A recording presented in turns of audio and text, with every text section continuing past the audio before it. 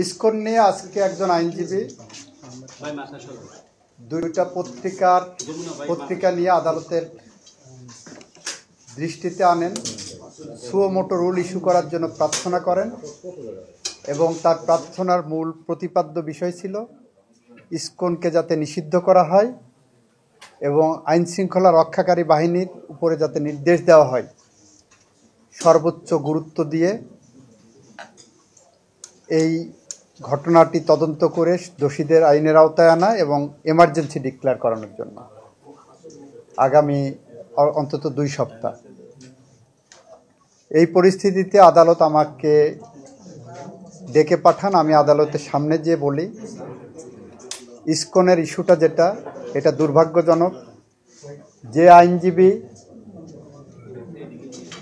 এটা এনেছেন তার হৃদয়ে যে রক্তক্ষরণ হচ্ছে, এই রক্তক্ষরণ বাংলাদেশের 18 কোটি মানুষের হৃদয়েই হচ্ছে। এটা অনাকাঙ্ক্ষিত ঘটনা। এই ঘটনা একটি ক্রিমিনাল অফেন্স। সরকার গুরুত্ব সহকারে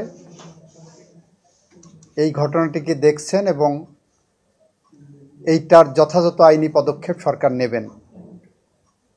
এই সংগঠন রেজিস্টার্ড কিনা, এই সংগঠন নিষিদ্ধ হবে কিনা, এই সংগঠনের বিরুদ্ধে কী ব্যবস্থা নেওয়া হবে, এই সংগঠনের অস্তিত্ব কী, এই সবগুলো বিষয় সরকারের পলিসি ডিসিশন এবং সরকার এটা খোঁজখবর নিয়ে যথাযথ আইনিভাবে এটাকে দেখবেন। সব কিছু আদালতের সামনে এসে সুও মোটো নিষিদ্ধ করতে হবে।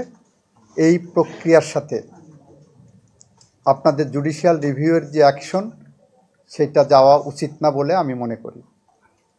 এটা সাংবিধানিক আইনের সাথে কতটুকু যাবে সেটাও আমাদের বিবেচনা করতে হবে, আমাদের দেখতে হবে।